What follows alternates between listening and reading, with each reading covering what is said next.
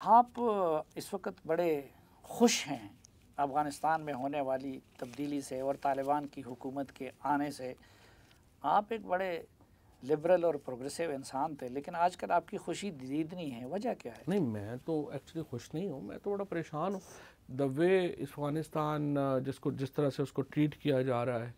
अ, और देखें जो एबंडन उसको जिस तरीके से दुनिया ने किया है, उसके नतीजे में वहाँ पे बड़ी खला बढ़ेगा। और सबसे ज़्यादा नुकसान जब अफ़गानिस्तान में इंस्टेबिलिटी होती है वो तो हमारा होता है।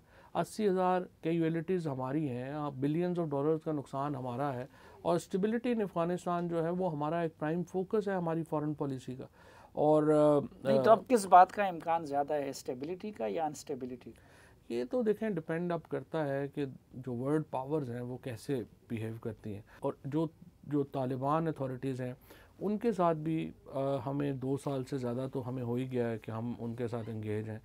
और हम उनको भी यही कोशिश कर रहे हैं कि आप वो गलती ना दोहराएं जो अशरफ गनी ने दोहराई थी और एक इंक्लूसिव हुकूमत की तरफ बढ़े। और उन्होंने तो इसके ऊपर अच्छे बयानात भी जो उनके आ रहे हैं वो मुस्बत बयानात हैं। लेकिन अमलन जो मेरी इतलात भी है और कल मेरी ज़बीउल्लाह मुजाहिद से भी बात हुई थी, उससे तो लगता है कि जो डिमांड्स है दोनों फरीकों के, वो उसमें कोई मुताबिकत आने वाली नहीं है और इंक्लूसिव गवर्नमेंट के इम्कानात मादूम होते जा रहे हैं। तो अगर तनहा तालिबान अपनी हुकूमत बनाते हैं तो आप समझते हैं कि उस हुकूमत का अंजाम भी अशरफ गनी हुकूमत जैसा होगा? देखिए, मेरा ये ख्याल है कि इंक्लूसिव हुकूमत बनाने के ऊपर तो कोई इतना बड़ा झगड़ा नहीं है। वो तो जो तालिबान भी हैं वो भी तैयार हैं इंक्लूसिव हुकूमत बनाने के ऊपर और मुख्तलिफ एथनिसिटीज़ को शामिल करने के ऊपर। जो इस वक्त पॉइंट ऑफ डिफरेंस है वो शख्सियात के ऊपर है कि फ़लाने को होना चाहिए, फ़लाने को नहीं होना चाहिए, उसके ऊपर है। तो मेरा मानना ये है कि हमें ये फ़ासला भी कम हो सकता है। और इस फासले को कम करने के लिए अमेरिका को और जो यूके है इनको एक लीडरशिप रोल जो है वो इसमें लेना होगा। देखिए, अमेरिका और यूके को क्योंकि उन्होंने इसमें तो जो जो जो अब जिस हत्यार की वजह से वो बीमार हुए हैं तो हम उसी लोंडे से दवा वो लेने लगे। देखें ना, वो भी एक वर्ल्ड पावर्स हैं, ये नहीं हो सकता कि उनके बगैर।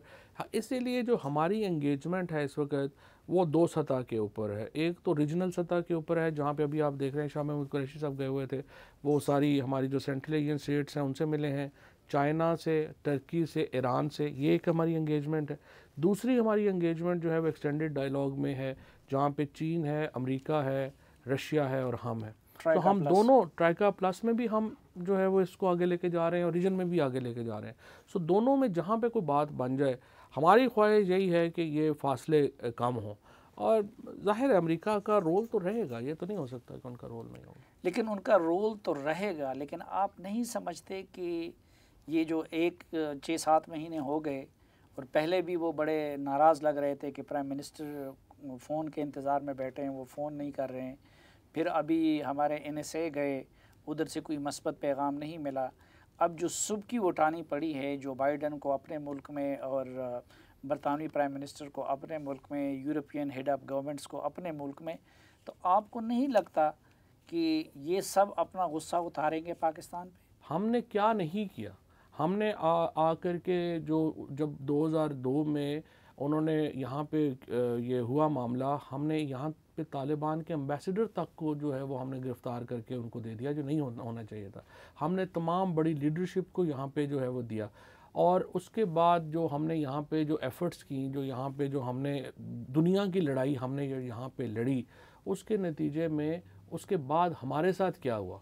हमारे साथ ये हुआ लेकिन उसके कि जवाब में भी वो ये कहते हैं कि उसामा बिन लादेन को हमने आपकी सरजमीन पे मारा, मुल्ला अख्तर मंसूर को हमने आपकी सरजमीन पे मारा। तो उसका हम क्या तो जवाब दें? वो तो लोग थे वहाँ पे, पाकिस्तान और अफ़गानिस्तान का बॉर्डर पोरस था, वहाँ पे लोग 40-40, 50-50 हज़ार लोग रोज़ आ रहे थे। उसमें क्या इशू है? वो तो आ ही रहे थे। लेकिन उसमें जो उसामा बिन लादेन हो या कोई हो, कोई हमारी कंट्रीब्यूशंस भी तो थी ना उनको वहाँ पर पहुँचाने में। और दूसरी बात यह है कि हमें उसके बदले में क्या मिला? हमारे लिए तो आपने BLA वहाँ पे अफ़गानिस्तान में उसको हेड क्वार्टर दे दिया, आपने TTP को वहाँ पे हेड क्वार्टर दे दिया। ये अमेरिका ने दिए थे। जो भी अथॉरिटीज़ थी वो अमेरिका की मदद से ही बैठी हुई थी ना वहाँ पे। हिंदुस्तान को वहाँ पे एक पूरा फ्री फॉर ऑल मिल गया। सो हिंदुस्तान ने वहाँ से फंडिंग शुरू कर दी, BLA को यहाँ फंडिंग शुरू कर दी, सारी टेररिस्ट फ्रेमवर्क वहाँ यहाँ पे बना लिया। सो पाकिस्तान के साथ, पाकिस्तान तो विक्टिम है इस सारे मामले में। पाकिस्तान, हुकूमत पाकिस्तान की असेसमेंट या तवक्को क्या है? तालिबान के वहाँ पे आने से TTP और बलूच मिलिटेंट का प्रॉब्लम हल हो जाएगा या मज़ीद गंभीर हो लेकिन जाएगा? उसमें एक तो डेफिनेटली हमारा ये ख्याल है ना कि कम से कम फंडिंग सोर्सेज तो उनके वो नहीं रहेंगे, क्योंकि हिंदुस्तान वहाँ पे उस तरह से खुल खेल नहीं सकेगा जिस तरह से पिछली हुकूमत में जो है वो खेलता रहा है, तो उसका फ़र्क तो पड़ेगा। लेकिन देखिए, हम कोई ऐसे मुल्क तो नहीं है कि हम किसी पे बैठे रहेंगे कि वो हमारे लिए ये काम कर देगा। हम जो काम हमारे ज़िम्मे है अंदरूने पाकिस्तान में, हम खुद रिस्पॉन्सिबल हैं एंड वी बिलीव कि हमने पहले भी हैंडल किया है। लेकिन चीन के स्पेशल एनवॉय ने लास्ट वीक मेरे साथ इंटरव्यू में कहा कि हमें तालिबान ने ये गारंटी दी है कि ETIM के ख़िलाफ़ कार्रवाई करेंगे। इसी तरह पाकिस्तान में बताया जाता रहा कि TTP के ख़िलाफ़ कार्रवाई की यकीन दहानी कराई है और एक कमीशन भी बनाया गया है। ज़बीउल्लाह मुजाहिद कहते हैं कि हमने कोई कमीशन नहीं बनाया। तो फैक्चुअल पोजीशन क्या है? कोई तालिबान ने TTP के हवाले से हमारी हुकूमत से क्या कहा है?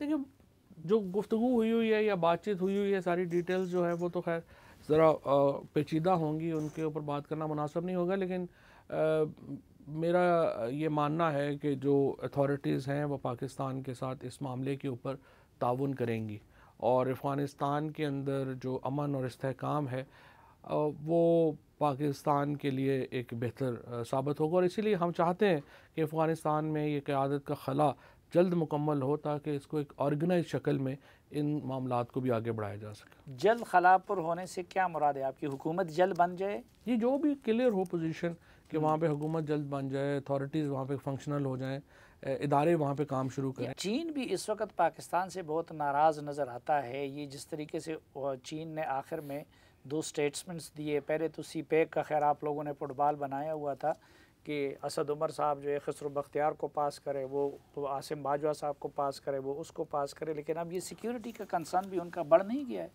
देखें, ये सिक्योरिटी कंसर्न तो पाकिस्तान के लिए भी इम्पॉर्टेंट है, चाइना के लिए भी इम्पॉर्टेंट है, और चाइना को भी पता है कि कौन हमले करा रहा है और पाकिस्तान को भी पता है कि कौन हमले करा रहा है। कौन करा रहा है? ज़ाहिर है हिंदुस्तान की इसके पीछे हाथ है, और पहले जो तमाम वाक़यात आए हैं उसमें हिंदुस्तान का फुटप्रिंट है, तो वो हमें भी पता है, बाकियों को भी पता है। अब इशू ये है कि जो आप कह रहे हैं CPEC के ऊपर, ये मुझे समझ नहीं आती कि पाकिस्तानी मीडिया को क्या शौक़ है रोज़ ये साबित करने का कि चीन हमसे रुस गया हुआ है या चीन नहीं हो रहा। देखें, बात यह है, आपके कुछ पाकिस्तानी मीडिया इस पे हैरान है कि वज़ीर-ए-आज़म को क्या शौक़ है कि आज CPEC एक के हवाले, कल दूसरे के हवाले, आज अथॉरिटी बनी, कल ख़त्म हो गया, अब असद उमर के दोस्त को मेरी बात सबसे संजीदा प्रोजेक्ट के साथ सबसे गैर संजीदा नहीं, ऐसा बिल्कुल नहीं है। ये जो आपका ख्याल है ना कि हम एक कोई बादशाहत में हैं जहाँ पे वो एक बंदा लग जाएगा तो वो 100 साल वही रहेगा, ऐसे नहीं है ना। हम एक डेमोक्रेटिक मुल्क हैं, हमारे यहाँ लोग आएंगे जाएंगे, सिस्टम की कंटिन्यूटी होती है। जो सबसे बड़ी और जो फैसला कौन जो इसका एक फ़ेज़ है वो इमरान खान मुकम्मल कर रहे हैं। वो क्या मुकम्मल कर रहे हैं? हमने 9 इंडस्ट्रियल जोन बनाए हैं, जो नेटवर्क हमने एक पूरा फ्रेमवर्क क्रिएट किया है राइट लेफ्ट के ऊपर। लेकिन ये दूसरे मरहले का काम फवाद चौधरी साहब 2018 में होने थे, जो आप 2021 में कर रहे हैं। ये आसान नहीं और है। रज़ाक दाऊद साहब से किया, किसी मीडिया वाले ने कहा था कि इस तरह का खुरापात बयान दे। उन्होंने कभी कुछ नहीं दिया, सारे बिल्कुल ठीक जा रहे हैं। पता है ना कि आप नॉन सीरियस साहब, आपको शेर व शायरी से भी है ना, रोक सको तो पहली बारिश की बूंदों को तुम रोको, कच्ची मट्टी तो महकेगी, है मिट्टी की मजबूरी। तो अपने वज़रा को कहें जरा मुंह कंट्रोल में रखें। अब रज़ाक दाऊद साहब को किसी मीडिया ने कहा था, बड़ा मीडिया है 150, फिर मुराद सईद साहब रोजाना कह के मुल्तान के 2,000-3,000 अखबार है, कोई इशू नहीं है। किसी ने बात कर भी दी है, 1000 दफ़ा उसको एक्सप्लेन कर दिया। आप वजीर मुशीर की बात को हुकूमत की, आप जरा इन लोगों को समझा दें। आप तो पहले भी हुकूमत में रहे ना, कि अभी आप हुकूमत में हैं, जरा ज़ुबानें बेहतर